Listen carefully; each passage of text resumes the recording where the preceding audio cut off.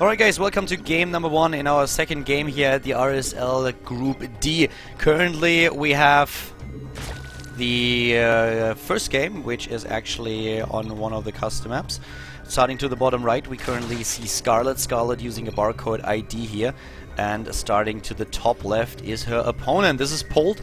Remember, this is the first game that both of them play in this series, so we have now the winner going up against Symbol in the winners match, and then the loser of this game that we currently see here on screen is dropping down to the losers match, where he will face the Protoss player from China, Mexet.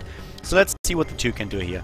This is one of the newer overlays that we have here. Blizzard has actually given us a lot of overlays to work with. It's very much appreciated. Later on in the games we will most likely use game hard maps once again. But yeah, as you can see, this is Blood Mist, one of the community maps. That is one of the cool things about the Ritmix RSL that we have as the starting maps. One of those community maps that you don't see all the time, gives map makers a chance to just get their maps out there, and of course players also a chance to play on them, give a little bit of feedback, and just further helping the map making scene, which is always a good thing. Talking a little bit about the matchup at hand, we have now a Terran versus Zerg. Scarlett is going into a hedge first, which is what you always would make happen. So currently looking to the top left, we have the gas being taken for Polt. Polt is a huge fan of an early Reaper, and it's one of those builds where you can just say like, yep, I can see why. Early Reaper in the game, especially for a Terran, gives you so much information about what's going on.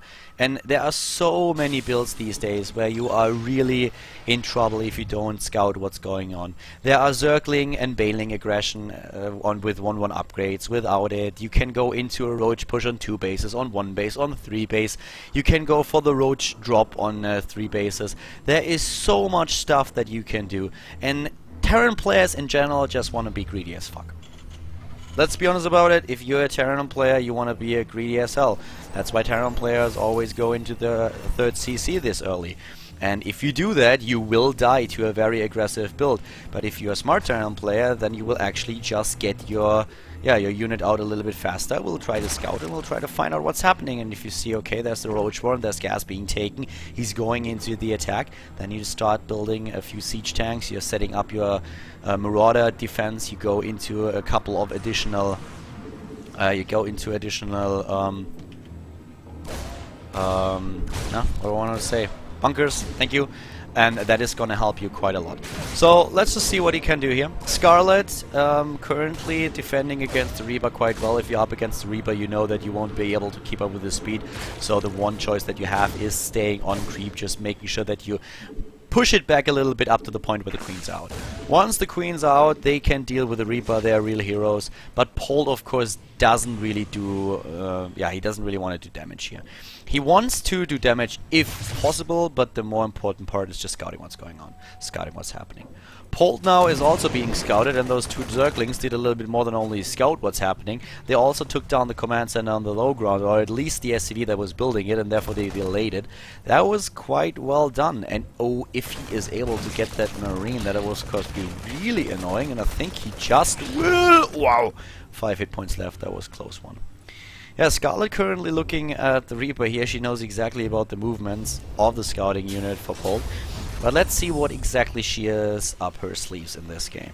We have Polt now with a starport, and Polt, as you can see, did not go into a 3rd command center right away.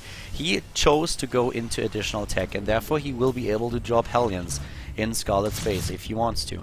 We have Scarlett with a build that is getting gas, but she's already on 3 queens too, trying to get that creep spread going, I guess. Extra gas being taken here, and in the harvest account we have a lead for her with 30 to 24. Important to note is that even though she spreaded the first 2 overlords quite well, she doesn't really know about the edges of the map, so it's not in a position where she will be ready to deal with any kind of Hellion drops.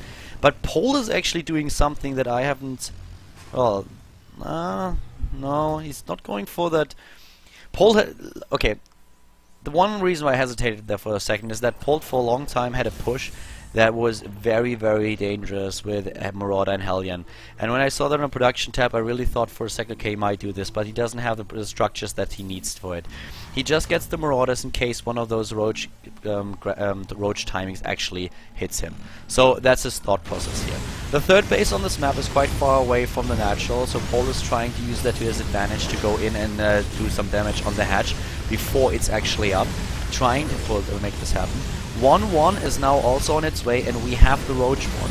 This is most likely going to be one of these timings on 3 bases that I was talking about earlier. You get the third base, but you don't really saturate it against the 1-1. And usually you would also get the lair tech and start to go into the Roach speed, which is something that Scarlett isn't really doing. She has also to deal with the Viking right now.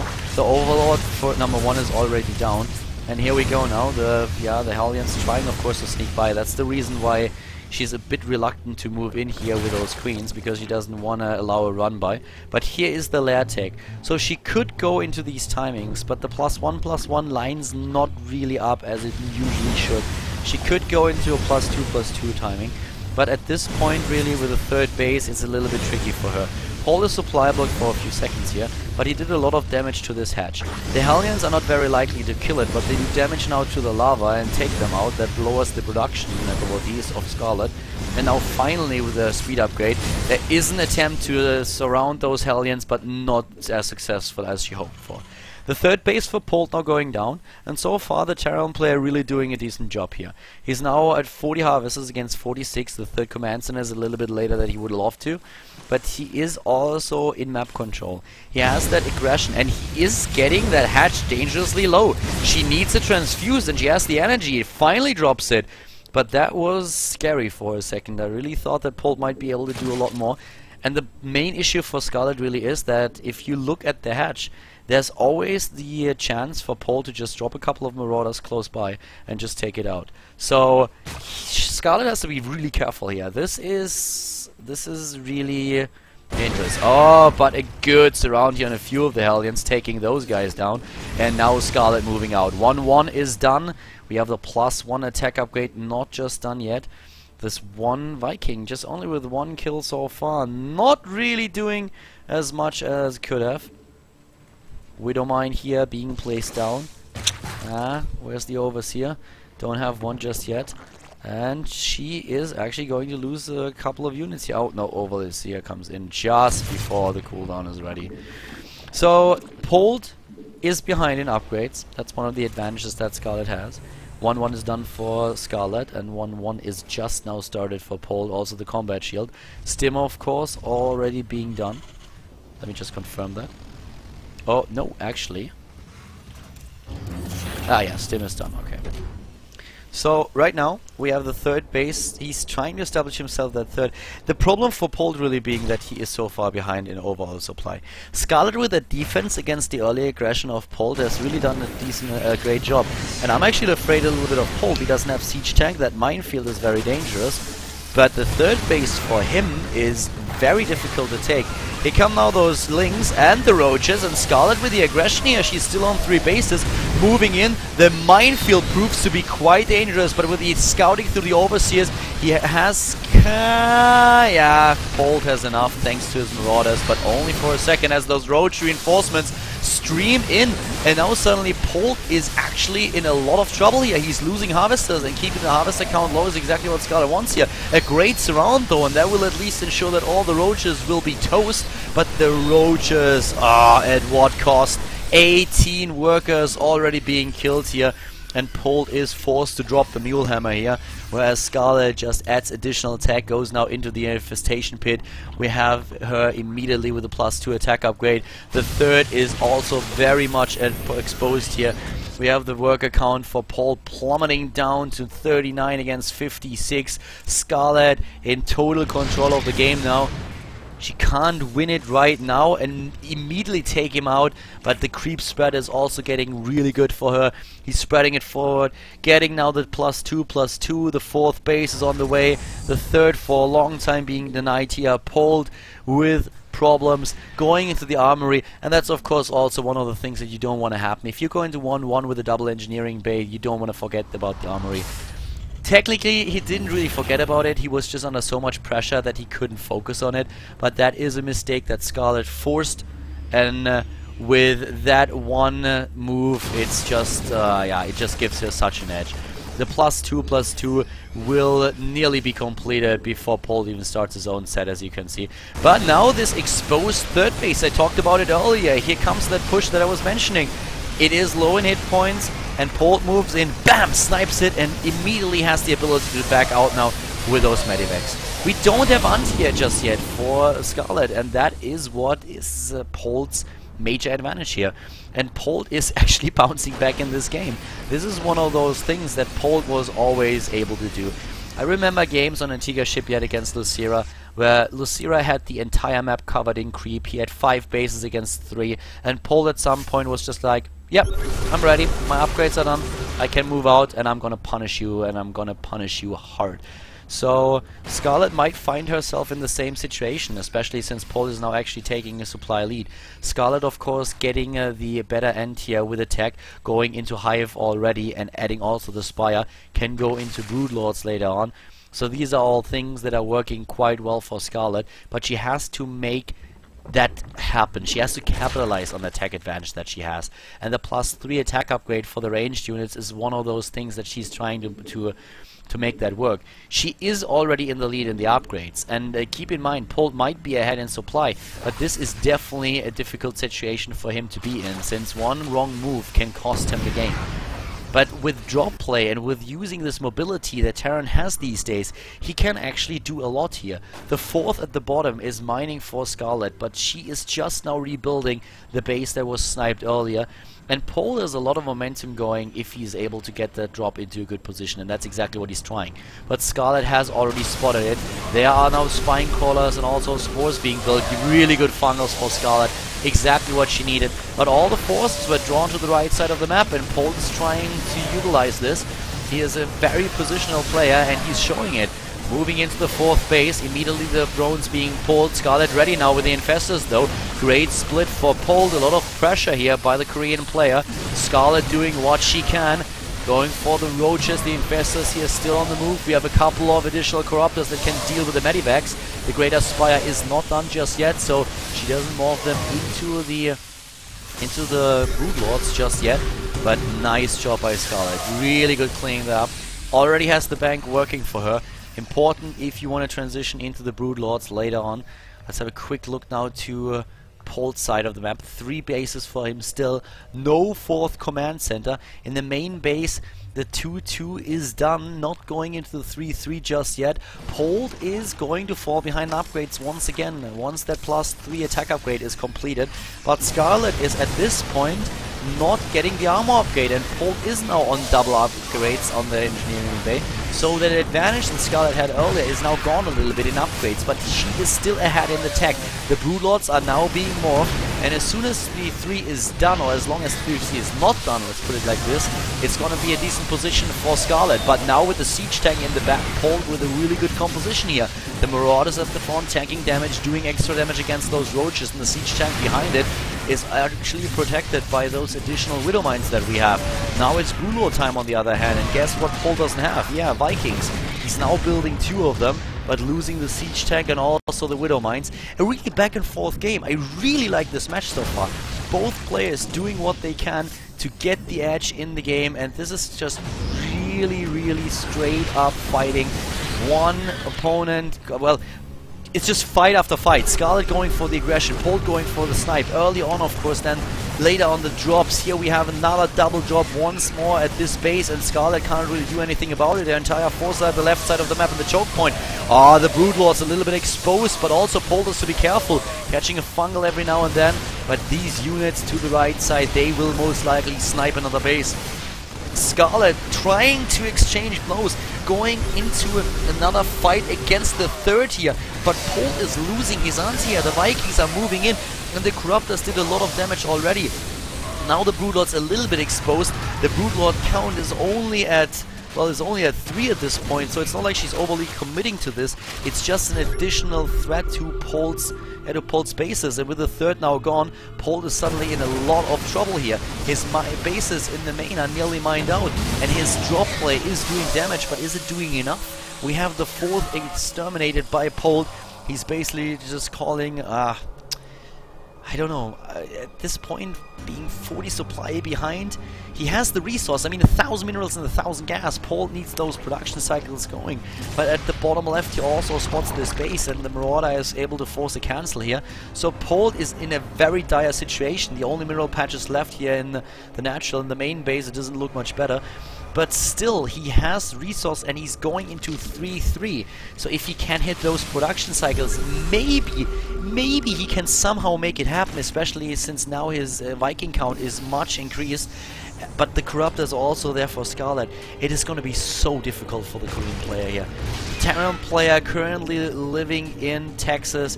He is in a very, very dire situation. He has a good defense set up, but the numbers are in favor of Scarlett, and Scarlett has also a very good composition. He is trying to make that happen. Polt is moving in, sniping one Broodlord at a time. Scarlett decides to commit. She moves into the position of Polt, trying to get those siege tanks out of the way. Where are the corruptions? Where are the fungals? There they hit. And they are decent, but oh my god, Scarlett lost 100 supply already. She lost 100 supply here. He's trying, Polt is trying to make that trade work, and Scarlett is falling behind. Such a great position for the defense of Polt. The choke point is the noose that currently is tied around Scarlett's neck, and it looks like it might strangle her. The base at the bottom left is not gonna play a role in this game, at least not for now, and Polt is moving in with what he has, sniping this base over there. What a defense! Scarlett going into the choke point, and it is Polt who comes out ahead, takes that significant lead now. He needs, of course, still to get himself this third base. He hasn't won the game just yet. Scarlett was mining until a few seconds ago, and now she's in control of another base over here. Polt at least spotted the base at the bottom left with a marine, but another one is now being built to the right side of the map. The army supply at this point are heavily in favor of Polt, and this is the one advantage that he has, but time is working in Scarlett's favor. She is still mining, and Polt, yeah, well, he's starting to mine again. He needs to call down the mules here. Both of them in a decent position. Harvest account is in Scarlett's favor though. If she can complete the base to the right side of the map, maybe she's able to bounce back. Another problem here is though that Polt is also in a heavy lead regarding the upgrades, and Polt spotted the base. Polt is everywhere with his marines. He sees everything that is going on, and that is something that is really going to work quite well for him. So right now, Scarlett is falling farther and farther behind the game, and this is really what entertains me so much in this first game of the series, that both players are just always they're always at each other's throat, going for blow after blow and just never stopping to fight. Polt was in such a bad spot, but he made it happen. He set up the defense at the third. Scarlett knew she had to attack. She moved in. She had a good composition. She had the numbers, but the position for Polt was so much better, and he capitalized on it. He came back into the game, and Scarlett is now trying to make this happen with her funnels moving in, but she doesn't have the number in the corrupt account. The Vikings doing so much. On the ground, on the other hand, the Roach is doing so much damage, but now lured into the range of the siege tank, and that alone is a big plus for Polt. Polt with a lead in supply doesn't even have to use his Vikings in assault mode here. He can use them to gain the high ground vision and to deal with overlords, overseers, with corruptors and broodlords. A very good position. Bottom left and to the right side of the map, the bases, yes, they are ready, but she can't use them. Scarlett can simply not use these bases, and that is what makes her struggle. She's also completely relying on these roach compositions that we were using earlier. And with her being up against 3 Marauders and Marines, that is not going to work too well for her. So Roach is amazing at the beginning, but then later on in the game, they really kind of lose their value and their place in the army composition for a Zerg player. And that is what she has to realize. The problem really that Polt is, he might as well also get a couple of additional siege tanks out there. I think he has still a few guarding his bases, actually not really at this point, but now another one being set up. So Polt not neglecting his macro here. A slight oversight with those Vikings, but still there is not enough energy for a chain fungal. The base has been taken out here by the 1-2 Marines that we saw, with another push coming over. And Scarlett, it's just the unit composition for her that doesn't work anymore. What was once one of her biggest advantages in this game is now working at a disadvantage. The Roaches are just in a position where they are not going to cut it anymore. Not against what is being used here by Polt. Here comes the battle. Polt cutting off the path of retreat for Scarlett. The Vikings in the assault mode, and Scarlett, she just can't trade cost efficiently here, being on only 2 mining bases now. Same is true for Polt, like when it comes to the bases, but it's just like the resources that we see for Polt are just better used. Let me put this in other terms. We have so many Vikings right now for Polt, and he's getting additional ones, and Scarlett cannot kill the Vikings. And this is the big problem for her. Killing Marines doesn't do shit in this game. Marines are a dime a dozen at this point. Polt doesn't really care about minerals. Getting those Marines out, he doesn't care about it. What Scarlett has to kill are the gas heavy units, and Polt already has a gas bank that he could use if that actually happens. So Marines, just those production cycles that he's hitting. Oh well, that does not mean that you can clump up them up like this, Polt. That could actually cost you the game. Oh my god! Scarlett with a money fungal. Twice in a row, and now we are suddenly looking at a very different game. I cannot believe that happened. Oh, if he fungals those medivacs! Oh my god. Polt, what did you just do? Such great micro the entire game, and now suddenly with such a mistake. That is a completely different ballgame right now. Oh my god. I cannot believe that happened. I cannot believe that just happened. Polt with a huge mistake, and Scarlett on 2 mining bases, and the one at the bottom left still alive, if not really all too useful just yet. That is to say, that drop being taken out. Oh la la, Scarlett suddenly in a position where she can not only come back into the game but actually win it. I cannot believe that that happened. I cannot believe that he didn't split his units. The entire game he split his units all the time, but then he runs into such a massive fungal 3 times in a row. There was like, ooh, Polt! Now he has the split. Where are those siege tanks? Why didn't he get more siege tanks? He did it the entire course of the game, and they were so valuable for him. Now he's building them again, but the fan, the shit already hit the fan. The base is down, okay, but he cannot mine from that base anymore. Oh, that was a fail fungal, but well.